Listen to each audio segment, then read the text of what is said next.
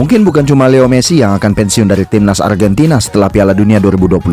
Dari skuad yang dibawa ke Qatar, setidaknya ada 3 pemain lagi yang mungkin akan bersama-sama Lionel Messi mengakhiri masa baktinya bersama timnas. 3 pemain itu salah satunya pemain yang tersisa bersama Messi setelah kegagalan di Copa America 2019, Angel Di Maria. Sedari muda Angel Di Maria sudah menjadi andalan membongkar pertahanan lawan dari sisi kiri. Pelatih memberikan kepercayaan mengambil tendangan sudut dan tendangan bebas kepadanya. Di Piala Dunia 2022 kontribusi Di Maria mulai berkurang. Selain kebijakan taktik yang diterapkan Lionel Scaloni yang menggunakan strategi adaptif dari pertandingan ke pertandingan, performa Angel Di Maria juga sudah memasuki fase penurunan. Bahkan sebelum dibawa ke Qatar, Angel Di Maria sempat didera cedera panjang di Juventus. Beruntung dia sembuh tepat waktu sehingga bisa dibawa ke Qatar. Di Maria juga mengenang bagaimana dia menjadi pelaku utama dalam menggoreskan perjalanan panjang bersama timnas Argentina sampai akhirnya goresan grafir bertuliskan Argentina bisa tertulis di trofi Copa America.